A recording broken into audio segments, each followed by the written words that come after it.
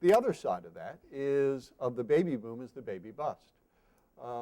And the combination poses what will be one of the great social and political challenges of all advanced countries over the next decade.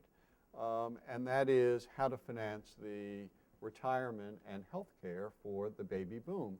Because what we are seeing in most countries of the world is, on average, the population over age 60 is increasing at a rate of about 3% a year. It's true in the United States, it's true in Japan, it's true across Europe, roughly. Across much of Europe at the same time, and in Japan, the working age population is actually contracting. It's contracting at a rate of, over the next 15 years, could average about 1% a year. It's already contracting 1% a year in Italy and Japan. Well, how do you finance the retirement of a very large an unusually large cohort of people when the cohort that is in the workforce and generating the income which is taxed in order to pay for those services is contracting?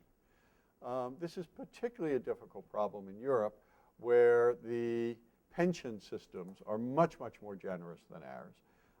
We measure the generosity or the pension systems by what's called the replacement rate. What that means is how much of your average monthly income for your entire working life does your monthly benefit represent?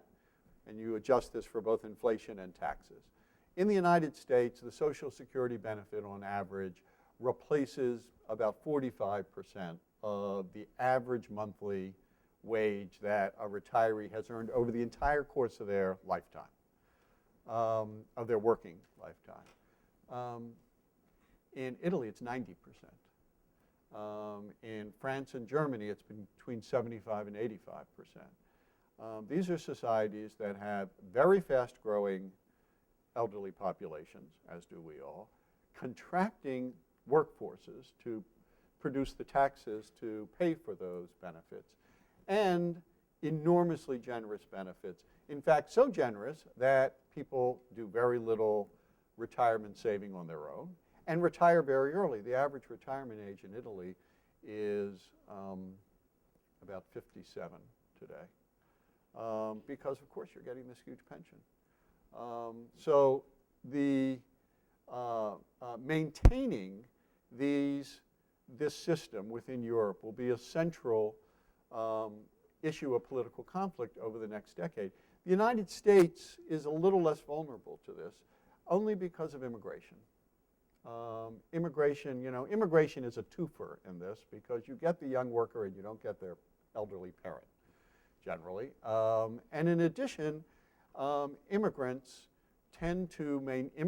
communities tend to maintain the birth rates of their native countries for one generation. And so we not only have a large influx of workers, but we also have a higher birth rate among immigrants than among other parts of the population, which is why Latinos have now overtaken African Americans as a share of the U.S. population. We don't have, plus we have a relatively ungenerous public pension system. So our problem with Social Security is not that great.